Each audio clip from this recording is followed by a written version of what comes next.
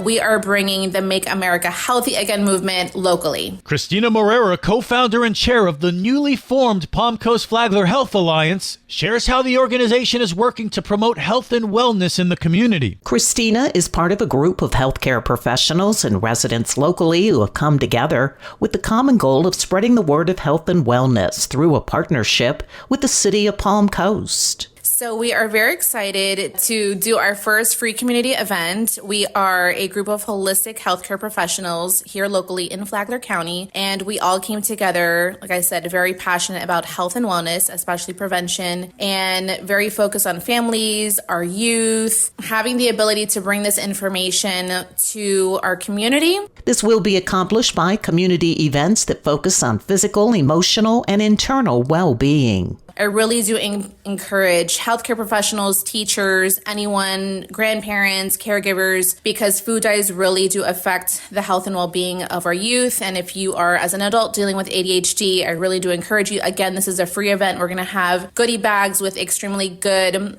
giveaways. We will be having a kids workout class, pickleball demonstrations. Again, this is at the Southern Rec Center. All age groups will be impacted.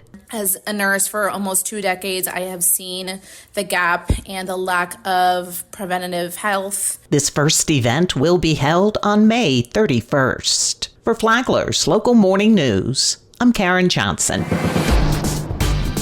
Good morning, Flagler County. I'm Rich Carroll. You're listening to Flagler's Morning News on Tuesday, May 20th. Sheriff's deputies handled 577 calls for service, conducted 156 traffic stops, and made 8 arrests. Deputies cracked down on drugs and disorderly conduct over the weekend. Sheriff Rick Staley has your weekend roundup. 2 of those notable arrests was a Jacksonville man who was being stopped for illegal window tint, decided to throw his drugs out the window before he pulled over. I guess he didn't think our deputies were that observant or couldn't find the drugs. Well, they are observant. We found the drugs, and he went to the Green Roof Inn. In another case, a Palm Coast man was arrested after being drunk at a local restaurant, Captain's Barbecue. We've had multiple incidents with this person. He's had over 15 arrests in our county since 2019, mostly for alcohol-related cases. He caused a disturbance at the barbecue restaurant and found his way to the Green Roof Inn, where we do not serve barbecue. I want to commend our deputies for doing a great job over the weekend.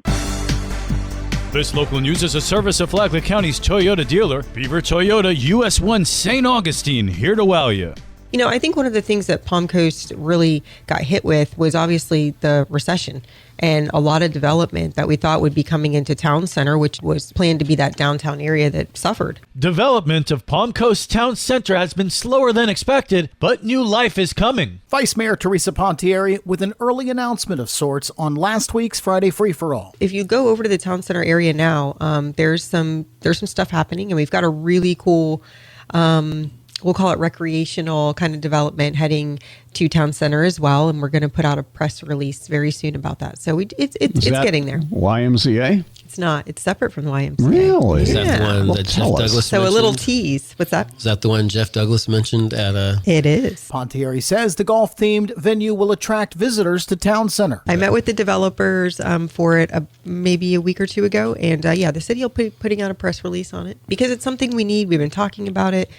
So things are happening. It's just, we have a lot of the perimeter areas needed to be sold rather before the interior of Town Center was going to be sold. And so now that perimeter is largely sold, now they're focusing on the interior. And in other news, AAA is predicting a record Memorial Day travel period with 2.6 million Floridians expected to travel. Nationwide, AAA expects 45.1 million travelers, topping the previous record of 44 million set in 2005. And keep in mind, if your travel plans involve Jacksonville International Airport, the hourly parking garage remains closed following a fire and partial collapse of the deck last week. From the WNZF Newsroom, I'm Daryl Moody. The Palm Coast City Council will hold a business meeting this morning at 9. Topics include proclamations, appointments to the Affordable Housing Committee, and proposed ordinance changes like updates to smoking rules in parks and zoning for new Habitat for Humanity homes. If you can't make it to the meeting, you can watch live on the Flagler Radio YouTube channel or the WNZF Facebook page. And now you're up to date on Flagler's Morning News. I'm Rich Carroll.